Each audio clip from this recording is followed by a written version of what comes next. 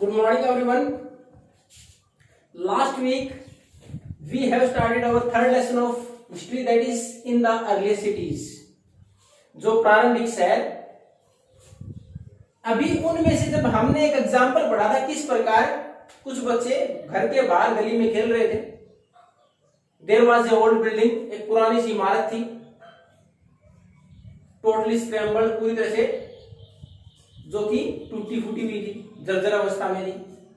When some people move around those buildings, जब कुछ लोग वहां घूम रहे थे उनमें से किसी एक ने इंडिकेट किया कि what a good example of architecture, की कितना अच्छा एग्जांपल है मकान बनाने या भवन निर्माण की जो कला है, कितनी शानदार तरीके से बना रखा है. उसके बाद उनके साथ जो दूसरी एक महिला जिसने बोला कि देखो वुड कार्विंग, जो लकड़ी के ऊपर कार्विंग करके डिजाइन बना रखे वो भी कितने अच्छे बना रखे हैं. The government must preserve such type of monument, इस प्रकार के जो स्मारक है सरकार को उनको बचा के रखना चाहिए. And they have to maintain और they have to do the maintenance of these buildings, उनको रख रखाव करके रखना चाहिए. अब उसके बाद आश्चर्य हुआ किस प्रकार की इमारतें जिनको कि बच्चे क्या बोलते थे, हॉन्टेड हाउसेस, कि भूत प्रेतों का घर, किसको बचाए रखने की जरूरत है. उसी प्रकार अगर ये सिटीज की बात करें तो शुरुआत कहां से हुई थी कि जब 150 साल पहले रेलवे लाइन बिछाई जा रही थी पंजाब का जो हमारा एरिया, उसमें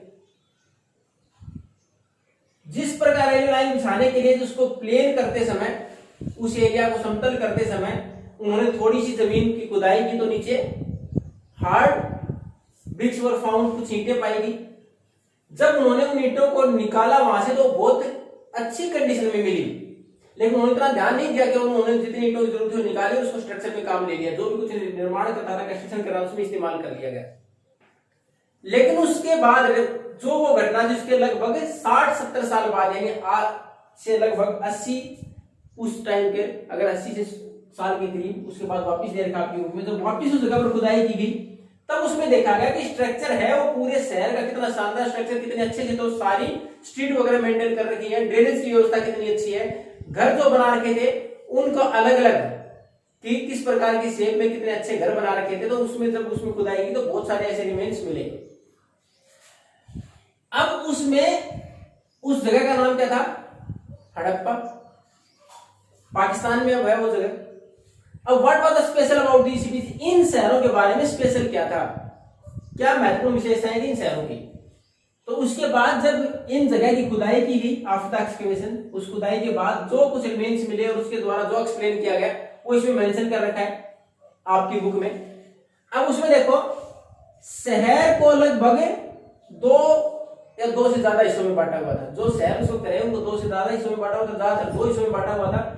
उसमें जो वेस्टर्न पार्ट होता था, यानी ईस्ट और वेस्ट में डिवाइड करें हमारे पार्ट को, तो उसमें शहर के 2 हिस्से, तो वेस्टर्न पार्ट था वो ईस्टर्न पार्ट से थोड़ा सा छोटा था. यानी एरिया के अगर अनुसार अगर बात करें, मान लो हमारे पास ये कोई एरिया है शहर का, इसको हम डिवाइड करें तो ये जो हमारे यहां अगर डायरेक्शन की बात करें मैप के अनुसार, तो ये वेस्ट और ईस्ट, तो जो वेस्ट का पार्ट था छोटा था, यानी इसकी जो विड्थ थी वो कम थी और इसकी ज्यादा थी ईस्ट की. लेकिन ये इसकी हाइट ज्यादा थी, वेस्ट का जो पार्ट था इसकी हाइट ईस्टर्न पार्ट से ज्यादा थी, और इसको क्या नाम दिया गया, सिटाडेल. जो वेस्टर्न पार्ट था शहर का जिसकी हाइट ऊंचाई ज्यादा थी ईस्टर्न पार्ट से, उसका नाम दिया गया सिटाडेल. और जो लोअर पार्ट था ईस्टर्न साइड में उसको बोला गया लोअर टाउन, वो लोअर टाउन. अब इसमें और कुछ विशेषताएं अगर हम बात करें तो यहां जो ये मकान बने हुए थे, the walls are constructed of bricks, ईंटों से बनी हुई थी, और ब्रिक भी बेक्ड, जो कि पकाने के बाद आजकल भट्टियों बनाते वैसी थी. And these are so good baked that survive for thousands of years, हजारों साल से वो ईंटें ऐसी कैसी अच्छी अवस्था में मिली. इसका मतलब बहुत अच्छी मिट्टी और अच्छे से उनको बेक किया गया था, जिसके बाद वो इसी कंडीशन में मिली हमें. तो हमारे पास 2 पार्ट शहर के, सबसे पहले जो वेस्टर्न पार्ट जो हाई थोड़ी सी ऊंची जगह थी, highest place, then eastern part वो तो सिटाडेल, और दूसरा लोअर टाउन. उसके बाद दीवारें जिस प्रकार की पक्की ईंटों की दीवारें बना रखी थी. अब उसके बाद कुछ विशेष कंस्ट्रक्शन भी था वहां, स्पेशल कुछ कंस्ट्रक्शन कर रखा था। जैसे इसमें अगर हिंदी में देखोगे तो आपको हिंदी की बुक मिल जाएगा मोहनजोदड़ो और मोहनजोदड़ो। अब इस जगह की बात करें तो यहाँ एक ग्रेट बाथ यानी एक नहाने के लिए कोई जगह बना रखी थी, और वो भी काफी लंबे चौड़े एरिया में बना रखी थी। किस प्रकार का निर्माण कर रखा था वो आपकी बुक में उसका पिक्चर भी दे रखी है। अब उसमें क्या था कि हमारे पास मान लो ये बनाया गया, अब सेम कंस्ट्रक्शन किस चीज का, ईंटों का। अब ईंटों का जब वहां निर्माण कर रखा था शहर के अंदर, तो इंटरलॉक यानी अगर हमारे यहाँ आजकल ट्रेन स्टेशनों पर देखो तो उसमें तो इंटरलॉक आसानी से बनाई जा रही है कि आपकी ईंट का स्ट्रक्चर ही कैसा है, ये फिर ये यहां से इस प्रकार, फिर ऐसे ईंट। तो इसमें दूसरी ईंट जब आएगी तो उसको क्या करेंगे, जो ये बीच का हिस्सा है दूसरी ईंट का यहाँ आ जाएगा इसमें, फिर वो आगे दूसरा स्ट्रक्चर, तो आपस में ताकि निकले नहीं ईंट। लेकिन अगर हमारे पास स्ट्रेट है सारी, तो हम क्या करते हैं, देखो कि दो ईंटें ऐसे लगाई और तीसरी ईंट हमने इसके सामने बिल्कुल स्ट्रेट ऐसे लगा दी। तो इस प्रकार ये आपस में इंटरलॉक, तो इस प्रकार बनाएंगे ताकि वो दीवारें मजबूत रहे। तो यहां भी तो हमारे पास ये ग्रेट बात था, इसका स्ट्रक्चर इस प्रकार का था। इसमें यहां सीढ़ियां बना रखी थी नीचे जाने के लिए दोनों साइड। अब उसके चारों तरफ कमरे बना रखे थे,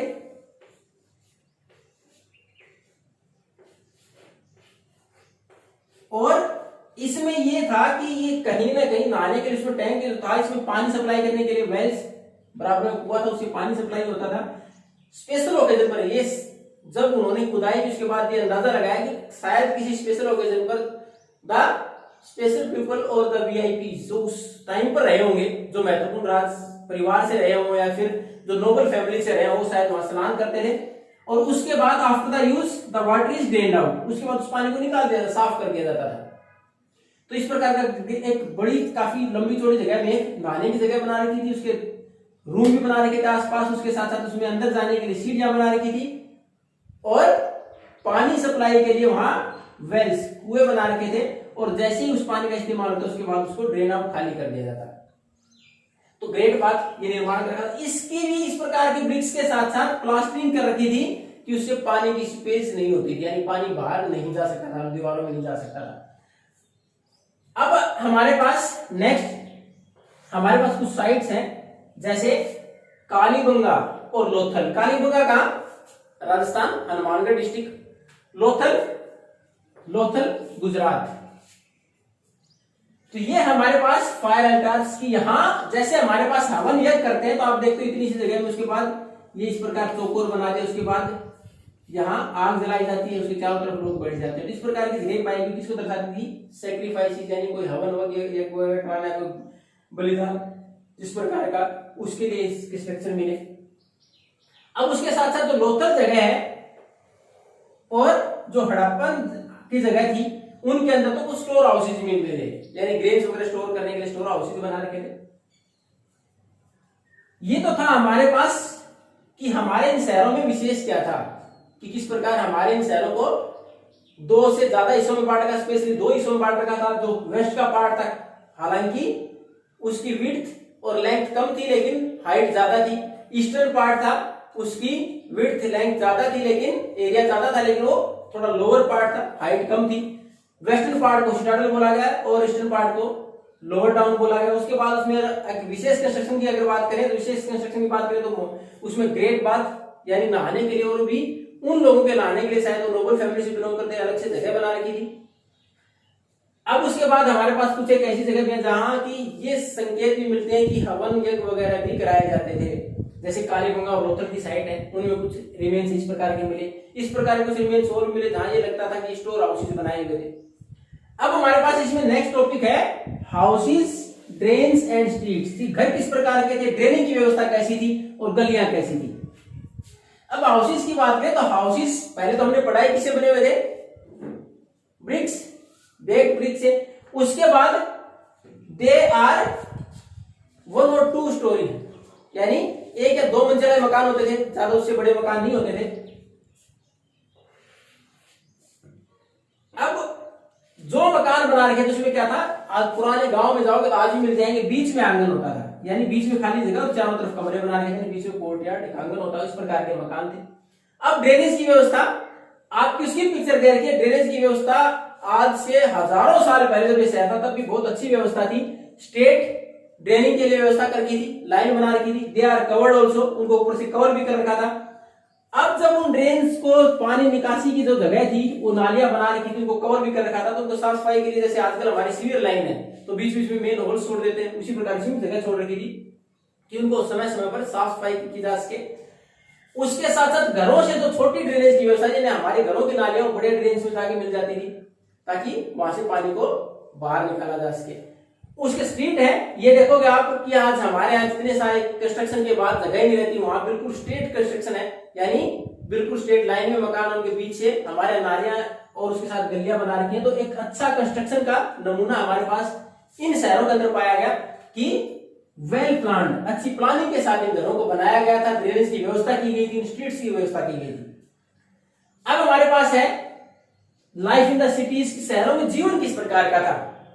तो उसमें जीवन की बात करें तो वहां ये माना जाता कुछ विशेष प्रकार की इमारतें बनवाई गई थी। इमारतें बनवाई गई कौन? तो इसमें अंदाजा लगाया कि रूलर्स, शायद शासक रहे होंगे, उन्होंने इस प्रकार की इमारतें बनवाई। उसके बाद जो रूलर्स थे they also send people to distant lands, तो दूर दूर तक लोगों को भेजते भी, किसके लिए? To get different material for the requirement of buildings as well as whatever necessary things inside the particular city। उस शहर के अंदर जो जरूरी चीजें होती है उनको लेने के लिए बाहर भेजते लोगों को। उसमें जो भी प्रीशियस चीजें होती, जो कीमती चीजें होती, वो राजा अपने पास रख लेता। जैसे इसमें देखा ऑर्नामेंट्स के लिए गोल्ड और सिल्वर है, फिर या कुछ हमारे पास प्रीशियस स्टोन्स है, जो बीट्स, कोई मोती वगैरह है, जो कीमती चीजें होती है उनको राजा अपने पास रख लेता। उसके साथ साथ वहां स्क्राइब्स, अलग अलग प्रकार के काम भी होते थे। लोग घरों में जो जरूरत है उसके अनुसार कि घर में क्या कुछ बनाना है, घरों में भी काम करने।